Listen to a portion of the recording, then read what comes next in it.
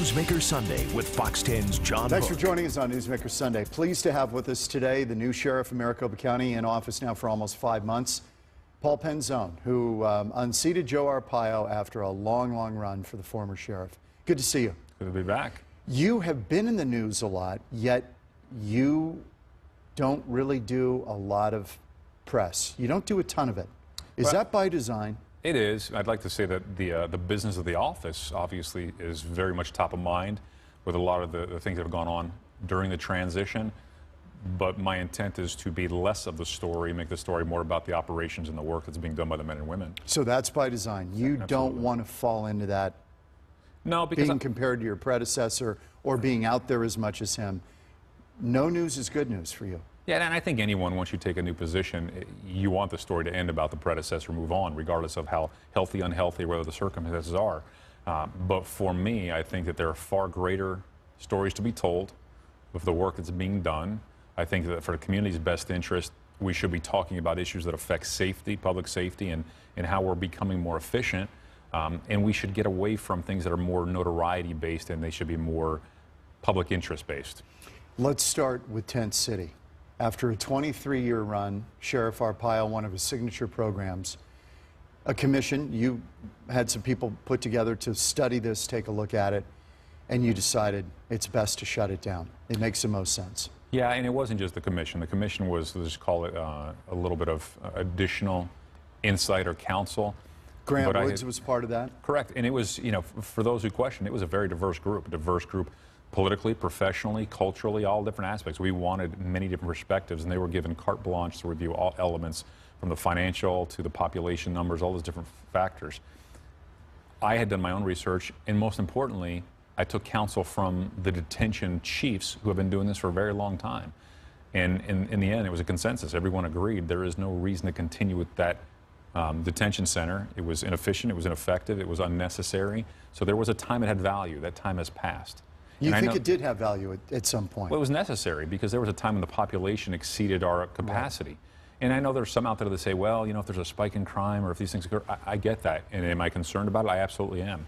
But you can't work in the current state and be inefficient or ineffective, fearful of where we're going until we get there. Let me hold you right there because I want to run a package Matt Rodewald did on this the day it was announced that you're going to tear down the tents. Take a look. I have 5 other detention centers with plenty of space. No inmates are going free. 700 inmates will be going somewhere else after Sheriff Paul Penzone announced that he's shutting down Tent City after 24 years. He's only been sheriff for 3 months, and this is the first major step in reversing his predecessor's protocol. This facility is not a crime deterrent. It is not cost efficient. And it is not tough on criminals. When the reason for the rule ceases, the rule itself should cease to exist. A symbolic way of saying that there may have been a need for it when it first opened back in 1993, but now Tent City doesn't serve its purpose. They had no place in our community. They didn't reflect our community.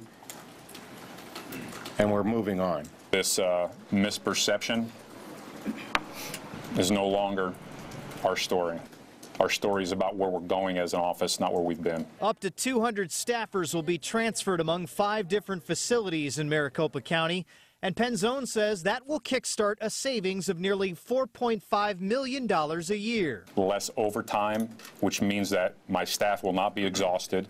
They will not be working extra shifts. That this negative image that we've gotten since 1993, that we are so tough on prisoners in Maricopa County, that this is how we treat them, that was false.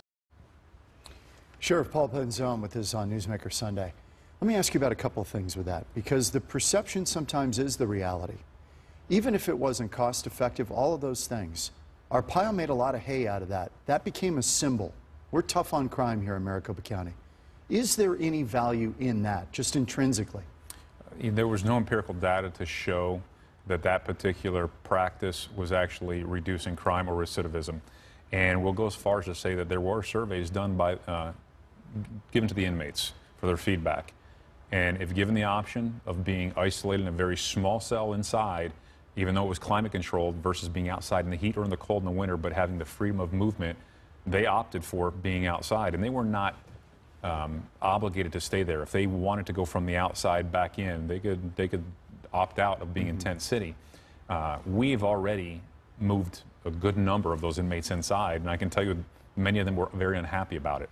There's another reason, and we saw it because we did stories on it. Contraband was flying in with catapults, thrown over. Thank you for all pointing stuff was that out. flowing in there very easily. We would watch cars pull up and do this stuff. Yeah, and that is an issue of concern, and it's irresponsible on our part to have an environment that is that uncontrolled.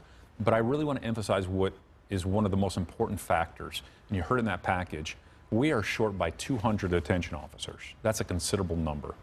Those shifts must be filled. And in filling them, we have a considerable amount of overtime. It's not only a cost, but it's not in the best interest of the health of our detention officers, nor is it safe. So the ability to consolidate the population while also consolidating a staffing model allows us to better supplement the needs of the detention officers inside the facility. Sheriff Arpaio will roll tape number 2. Sheriff Arpaio responded to this. He was not particularly happy, but then he also said, it's your ball game now. He's not going to second guess you, but he kind of did. He said, you know, George Soros won. He made comments like that, one of your big campaign contributors, George Soros. He was kind of hinting that you were doing Soros's bidding for him. Would you like to respond to what the sheriff said? No, not at all, because I have work to do. And I will state this as directly and honestly as I can. I've never met Mr. Soros. He did not contribute to my campaign. He ran, or was part of, I should say, an independent expenditure, which I have no control or interaction with, as were some Republican donors, is my understanding.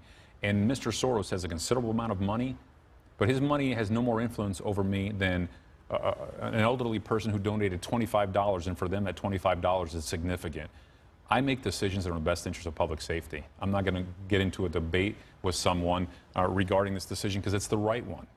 But you know, you're aware, Paul, you've been tagged with that. This has been reported a lot, that you're a Soros guy. Yes. How do you get beyond that? I don't even embrace it or defend it because it's not who I am. It's never who I was. I've been in this community for a long time.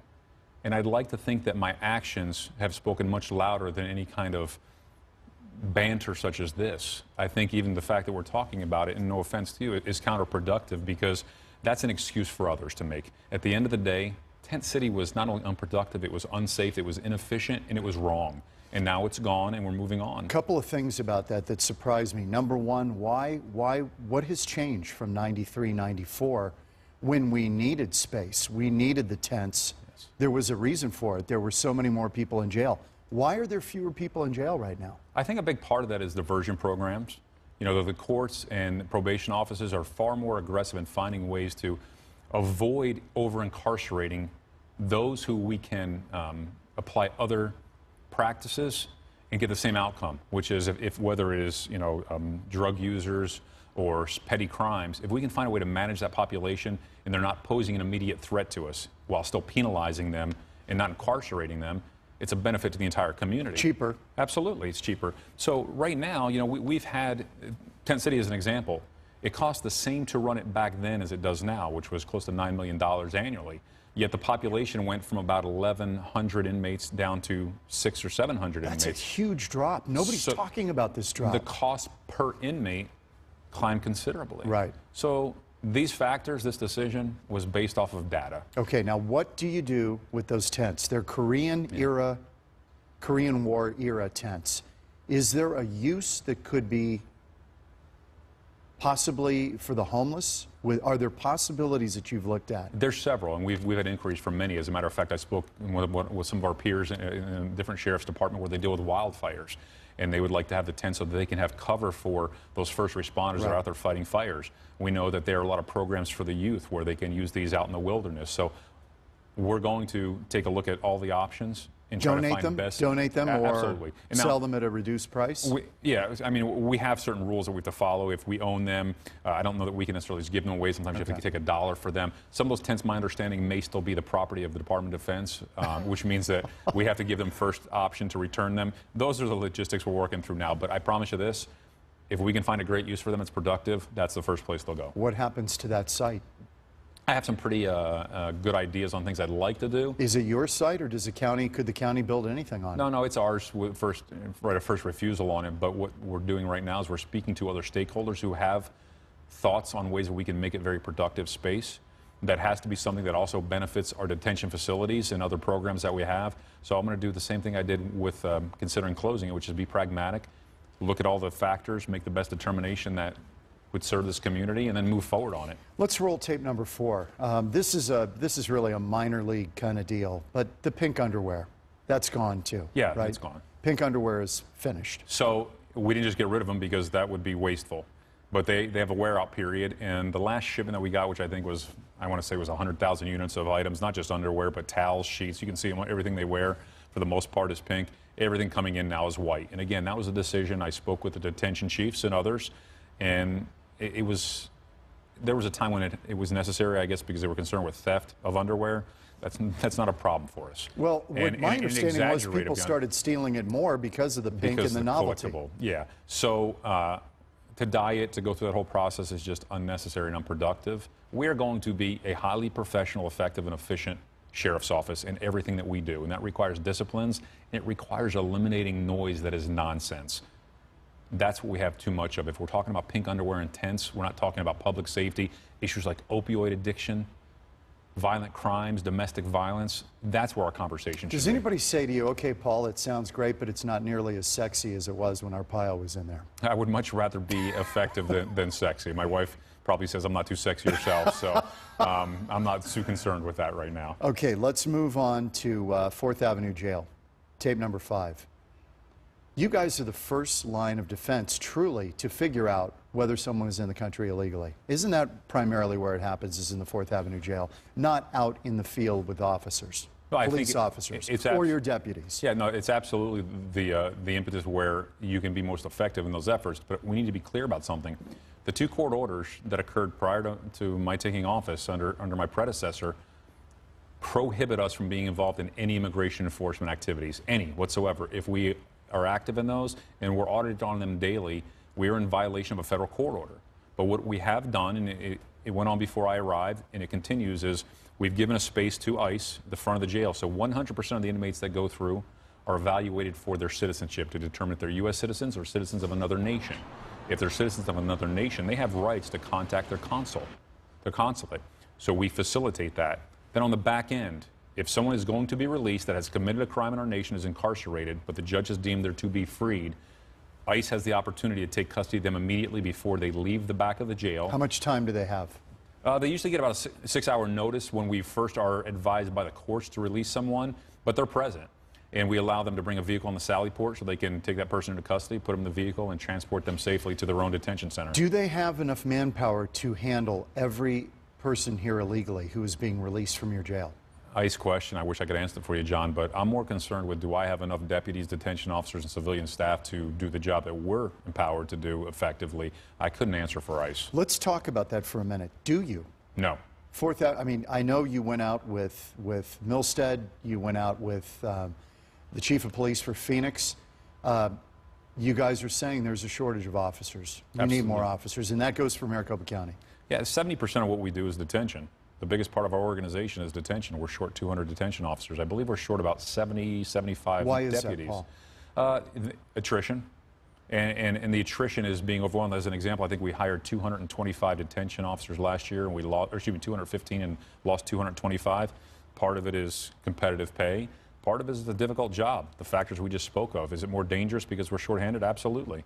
There are a lot of factors involved, and it's both the enforcement side as well as the detention side. Point of comparison, what does a DOC corrections officer get a year compared to, say, what they would make in Maricopa County? It's a great question. I don't right now, but I can tell you this. I did ask one of the people who works in our fiscal management division to actually get us a scale across the board, not just here locally, but nationally, if we compare to other agencies of our size and population, where they are, so that we can see where we are on the graph. But I do know this. Our deputies are paid more on the low-end scale. Our detention officers have seen little or no raises for many, many years now. As a matter of fact, some coming in as new detention officers are making very consistent salary with those who have been there for many years. So we have to do a better job of not only financially rewarding, but building an environment where morale is promoted and it's healthier for our employees so that they're appreciated, they're respected. And quite frankly, John, we know that has been a challenge in recent years with the Maricopa County Sheriff's Office, that the men and women take the brunt of the things that we've talked about before, from things that should not have been the focal point of the organization. When we come back on Newsmaker Sunday, Maricopa County Sheriff Paul Penzone, we're going to talk about what was the biggest eye-opener for him taking this job, from what he campaigned on, what he's seen in there, and the biggest challenges that lie ahead for the Maricopa County Sheriff's Office. Back in a minute on Newsmaker Sunday with Maricopa County Sheriff, newly elected Paul Penzone.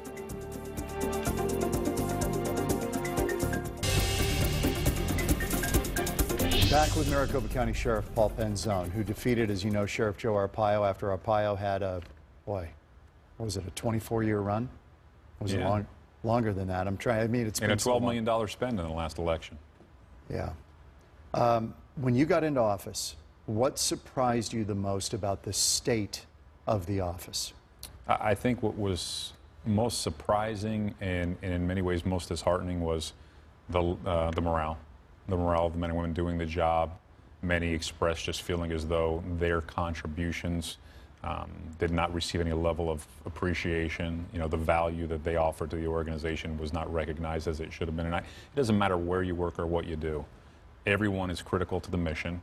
Everyone is deserving of attention and appreciation. And when they fail, being held accountable. And you try to set them in a position to succeed. But as people, we spend a lot of time at work. And you want to know the time you spend there is something that is not only purpose-driven, but that it's appreciated. So my executive staff and I, we spend a lot of time just visiting and listening and taking those things into consideration as we make changes.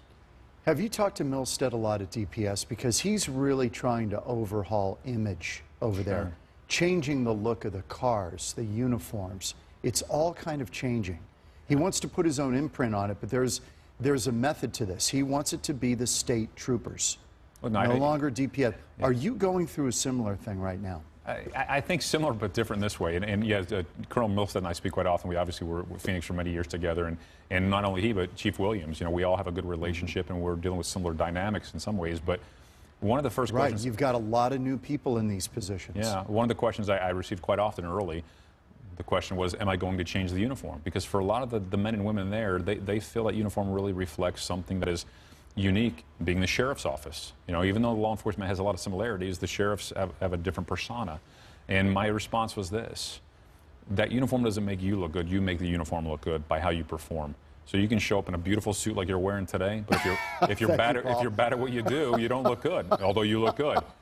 You can show up in a trash bag, and if you're exceptional at what you do, you didn't say that I'm bad at what I do, though. No, I said you're exceptional at what you do. But you get my point, right? Sure. I want you to look sharp. I want you to feel good about what you do, but I most importantly want you to perform well. And that means leading with respect so that the community can see the pride you have in the job you do. This is really triviality, but do you feel like that uniform is a little bit old school, that it might be time for an update? It's authentic. But that's in its expensive. Way. That is not a cheap deal, right? No, it's extremely expensive. And again, I think that, you know, make it look professional, be proud of it. The first time I put it on, it was considerably different than the old uniform that I wore, and I jokingly said on that night, hey, I make this look good. And I don't know if anybody agreed with that, but it is what it is. The sheriff's office is unique in its way, although the services we provide are very consistent and similar to other law enforcement agencies. If we made cosmetic changes, it wouldn't be just for the sake of change. It would be because it is a way to rebrand in some way that's a positive, that's embraced by the stakeholders. Could that be coming? It's not on the plate right now. It's you not know on why? the plate. Because we're dealing with bigger things. What are the priorities right now? Fugitives, absolutely unequivocally. Apprehending fugitives. Yes, we have about 30,000 fugitives for felony warrants in Maricopa County alone. Why? So what is? They just don't show up for their court date? What is it? It's a multitude of factors, and one of the biggest problems is every agency is shorthanded. That's why we were recruiting. We don't have enough officers and deputies on the street to be as effective or to designate resources to unique areas such as that, which I did. I actually created I went back to a fugitive apprehension detail, and we're going to have our 100-day plan coming out. You know, we already set the plan, but as far as our results, pretty soon You're under the same pressure Trump's under. Yeah, I think his pressure might be slightly more, but we're close. But our results are tremendous, but that's one of our areas of focus. Fugitives, the opioid addiction, and quite, frankly, the compliance issue with the courts. We have to make sure we get our arms around that and that we're streamlining the outcome. but rebuilding trust and confidence and transparency. When we get there, everything changes for this organization because the community is more engaged in helping us solve crimes and working with us on issues. Tape number 7, let's roll this debate about sanctuary cities. Now, obviously Maricopa County isn't a city, but what do you make of this debate and how we're dealing with the immigrant community? Because I know you've done a lot of outreach already. Should cops be in the business of trying to determine somebody's status out in the field? I don't know if this is going to audio, but my position is this. We have a job to do, and our job is very clearly defined. And as I stated earlier, our office has no authority, and we are prohibited from being engaged in any enforcement activity related to immigration. I wrote a letter to Secretary Kelly early on when I had to deal with the ICE challenge, expressing it's important that we get on the same page with this and understand what our responsibilities are. We're not asking federal agents to go out and enforce local laws, nor should we be asked to do their job for them, although there's crossover. We should be supportive of each other's efforts.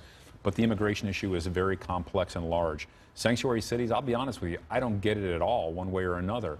I try to stay focused on my mission at hand and make sure that the men and women who do the job with me are focused on their own responsibilities also. Let me tell you something Chief Garcia told me. He's departed as the Phoenix police chief. He told me a few weeks ago, I talked to him about this very issue.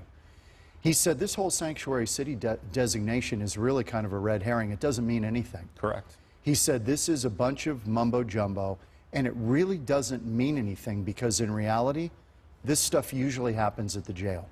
Most officers in any city are not really questioning people in the field about their immigration status. True? Absolutely true. I was in Fountain Hills just the other night speaking to a town hall there. It was well attended, and that was the concern of the question. And I was quite honest that I don't even get the definition of sanctuary city. I can't be any more clear than to say that's what Garcia said. When someone enters our jail, ICE is there to review their status. It gets sorted out in the jail. Correct. And then when they are released by the courts legally, and we are no longer able to lawfully detain them, ICE has the opportunity to take custody of any individuals that they deem to be in violation of federal laws. And these are federal laws that are civil in nature. They're not local laws that are criminal in nature. Quick follow-up to something we discussed earlier. Your fugitive task force. Explain the division, because you guys are county, but are you going out and rounding up fugitives, whether they're Phoenix, Mesa? Does it matter? No, it doesn't matter to us because those 30,000 warrants I spoke of are from all agencies, not just our own. And having that blanket coverage over and you're charged with finding these people? Well, I think we all are, but we have to work in partnership and recognize that if other agencies have different priorities and I have the ability to focus on that issue, I'm going to. Those are the repeat offenders that I believe pose the greatest threat to our safety. These are criminals that every day in, day out are out there committing more crimes, and they're unwilling to be held accountable. That's the best bang for your buck. Absolutely. Okay, we're going to take a quick break here on Newsmaker Sunday. Back with newly elected Sheriff Paul Penzone, on the job now almost 6 months. Final thoughts here in a minute on Newsmaker Sunday.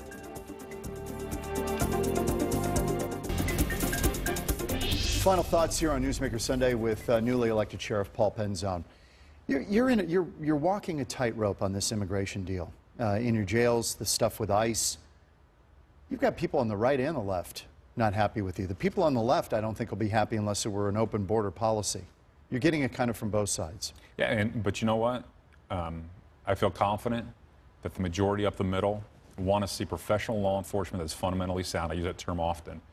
And the majority of the folks that I've spoken to like the direction that we're headed.